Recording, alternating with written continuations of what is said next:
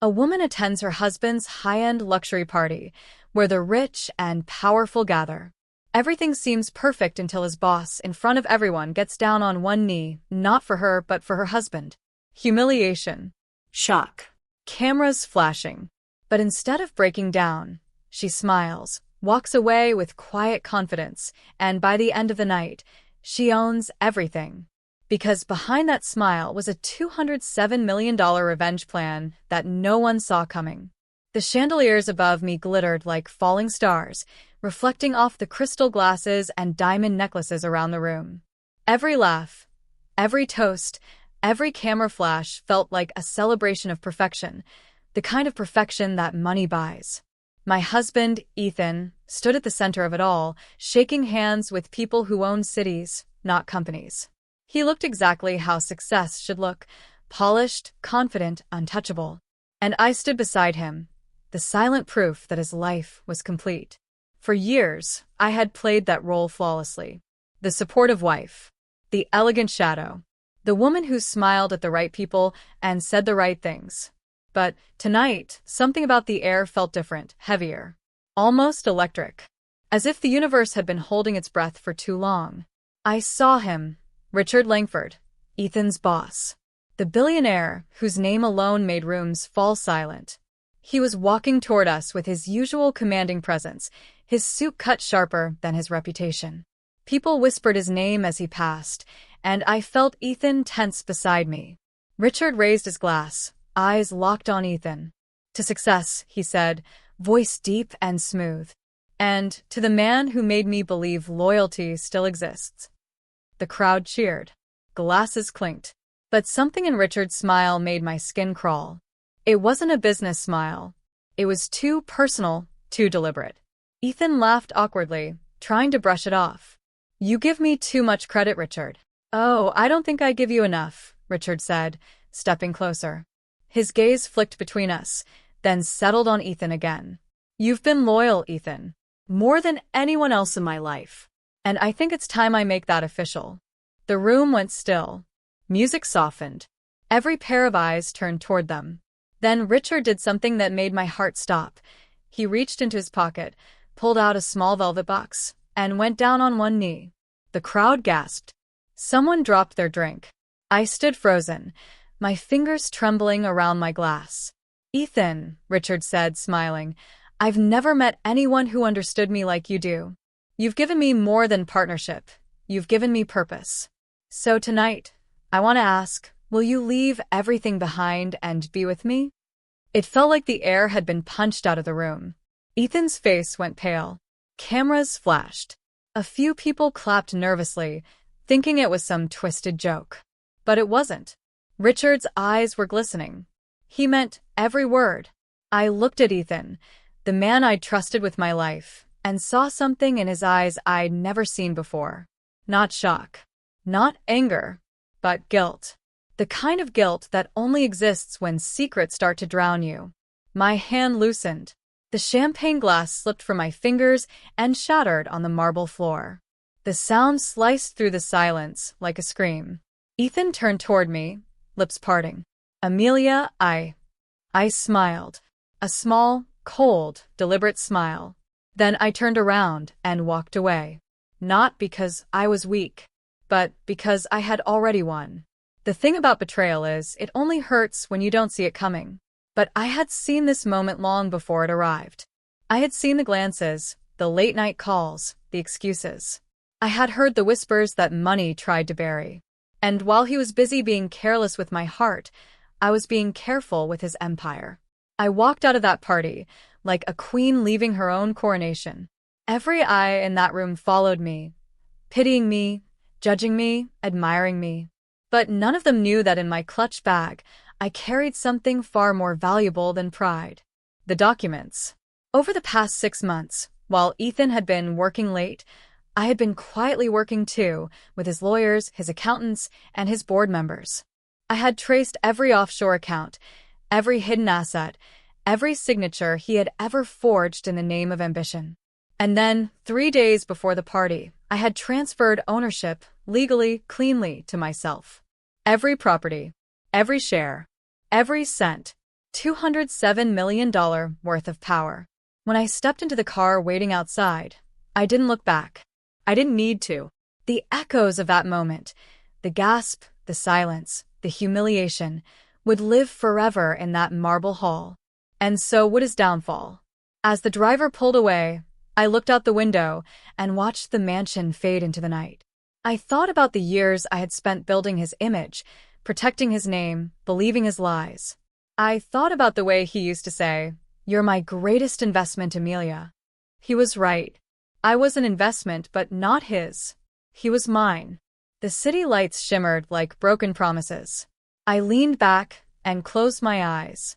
It was strange. Freedom didn't feel like victory. It felt like silence.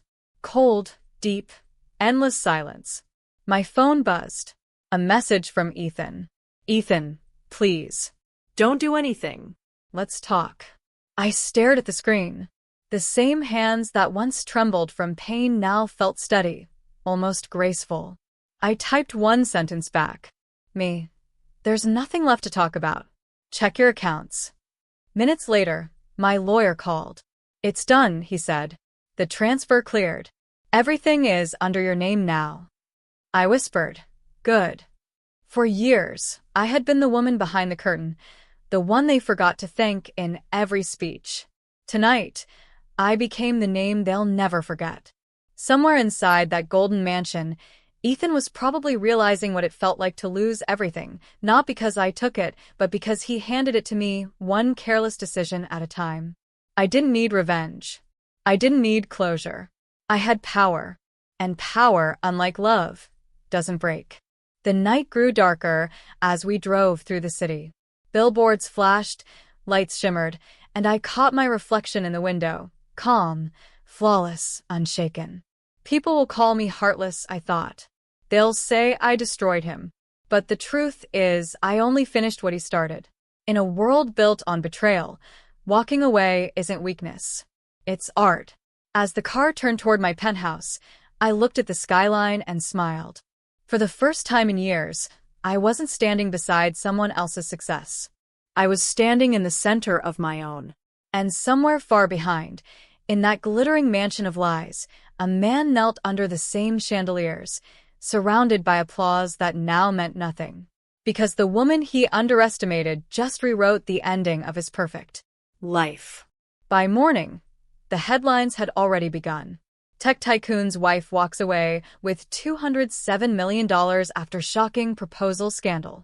My phone wouldn't stop buzzing. Calls from reporters, lawyers, even old friends who suddenly remembered my name. I didn't answer a single one. I just stood on my balcony, coffee in hand, watching the city wake up beneath me. The sky was silver, the kind of color that looks like a promise and a warning at the same time. Somewhere out there, Ethan was scrambling, trying to fix a story that could no longer be fixed. He had spent years building a brand around control, loyalty, perfection. Now the world only saw chaos. And the chaos had my signature all over it. My lawyer called again. "Amelia, the board's in panic. They've called an emergency meeting. You should be there." "I'm not attending," I said calmly. "They'll understand soon enough who runs things now." I hung up before he could reply. I didn't need to attend meetings anymore. Power doesn't beg for a seat at the table. It builds its own. Still, I knew Ethan. He wasn't the type to surrender quietly. He'd fight. He'd threaten. He'd play victim. And eventually, he'd come knocking. By noon, he did. I heard the elevator stop at my floor. Then the knock, sharp, desperate, familiar. I didn't rush. I let him wait. When I finally opened the door, his once perfect composure had crumbled. His tie hung loose, his eyes hollow, his voice cracked like glass. "Amelia," he said, almost whispering. "Can we talk?" I stepped aside, letting him in without a word. He walked past me, pacing, trying to collect himself. "You ruined everything," he said finally. "Do you even know what you've done?" I smiled faintly. "I didn't ruin anything, Ethan. I just exposed what was already broken." He turned to face me. "You think you're some kind of hero? You humiliated me in front of everyone." I walked closer, slow and deliberate. "No, Ethan. Your boss did that. You just handed him the stage. He flinched, anger flashing across his face. You could have stood by me.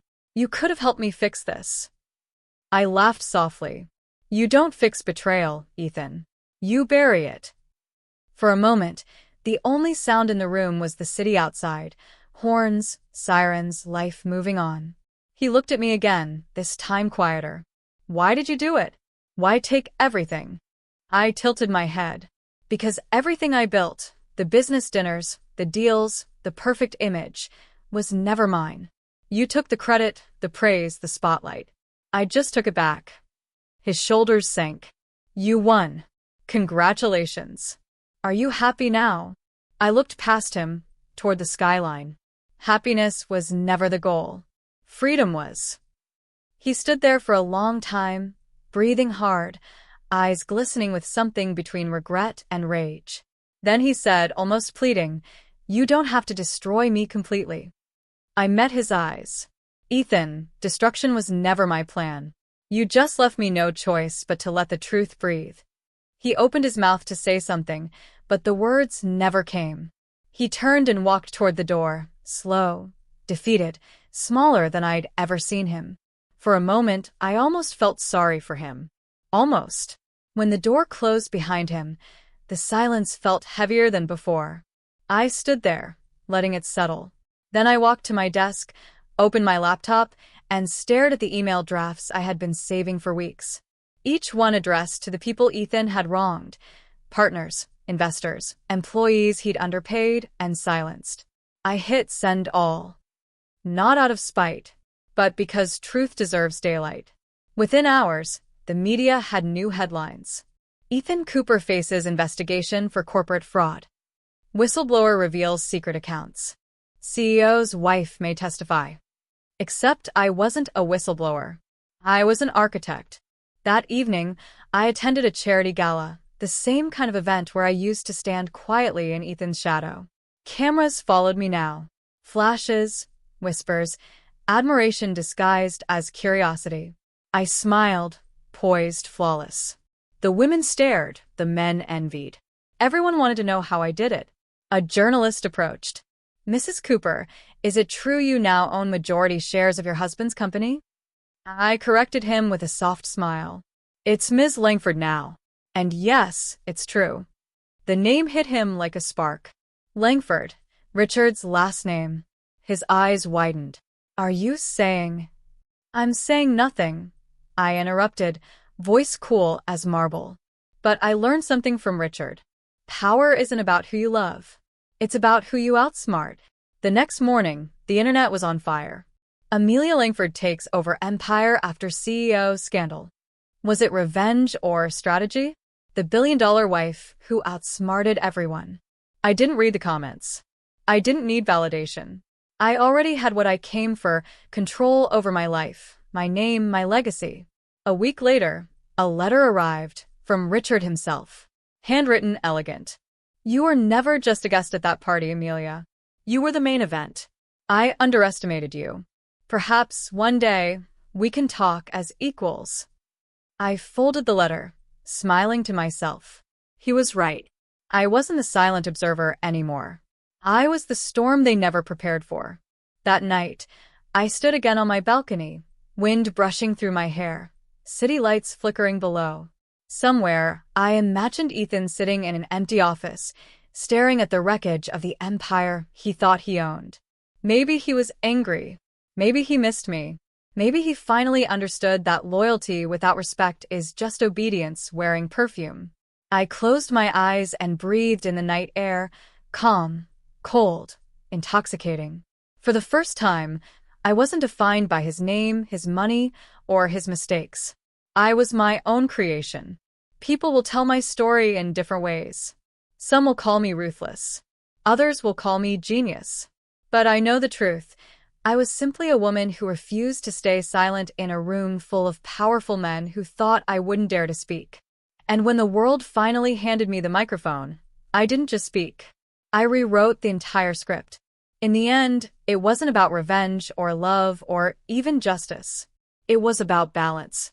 about reminding everyone that the quietest person in the room is often the one holding the detonator. As I watched the first light of dawn break over the city, I felt something I hadn't felt in years: peace. Not the fragile peace of pretending everything's fine, but the solid, grounded peace of knowing I finally ended the game on my own terms. Somewhere in the distance, a news anchor's voice echoed through the morning. And in breaking news, Amelia Langford, now one of the richest independent women in the country, has announced a new foundation focused on rebuilding the lives of those wronged by corporate greed. I smiled. Let them think it's charity. They'll never understand that every act of kindness is also a power move, when it's done by someone who knows exactly how much power she holds. I turned away from the balcony, walking through my penthouse bathed in soft gold light. My heels clicked against the marble floor, steady, confident, final. The sound didn't echo anymore. It resonated. The woman who once walked away from humiliation now walked straight into history.